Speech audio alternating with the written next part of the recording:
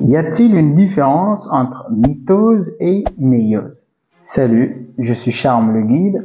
Si tu te poses ce genre de questions, reste jusqu'à la fin, parce que dans cette vidéo, je te montre la différence entre mitose et méiose.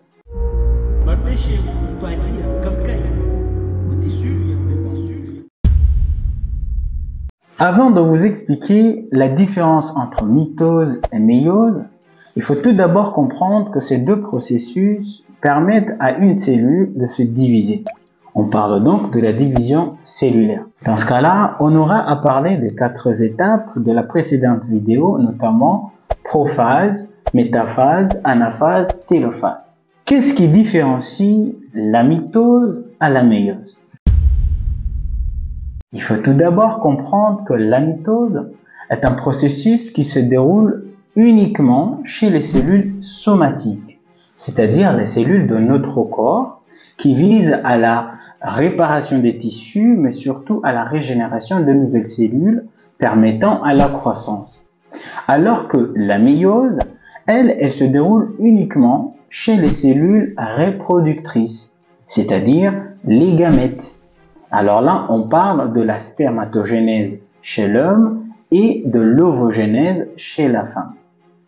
Il faut comprendre également que entre la mitose et la méiose, il y a une différence par rapport au nombre de cellules produites.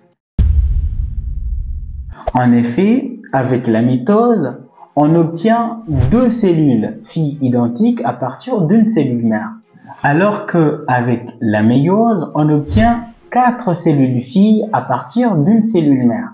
En plus, ces 4 cellules filles sont différentes les unes des autres, alors qu'avec la mitose, les 2 cellules obtenues sont identiques entre elles, mais aussi identiques à la cellule mère. Il y a également une différence par rapport au nombre de chromosomes.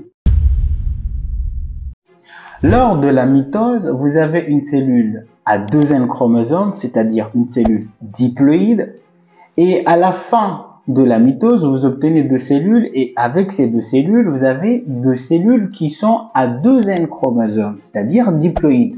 Donc on n'a pas changé le nombre de chromosomes. On est passé de 2 N chromosomes à 2 N chromosomes. Par contre, avec la méiose, une cellule fille à 2 N chromosomes nous donne les 4 cellules filles, mais à N chromosomes. C'est-à-dire, là, on est passé d'une cellule à 2 N chromosomes, c'est-à-dire diploïde, à des cellules à N chromosomes, c'est-à-dire haploïdes. La dernière chose qu'on peut utiliser pour les différencier, c'est par rapport au nombre de divisions. Effectivement, la mitose se déroule en une seule division. Vous avez prophase, métaphase, anaphase, télophase. Alors que, avec la méiose, vous avez 2 divisions. Vous avez la méiose 1 et la méiose 2. Pendant ces 2 méioses, vous avez les 4 étapes dont prophase 1, métaphase 1, anaphase 1, télophase 1, qui forment la première division.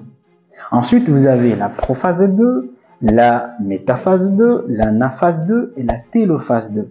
Voilà donc comment pourrais-tu identifier la différence entre mitose et méiose.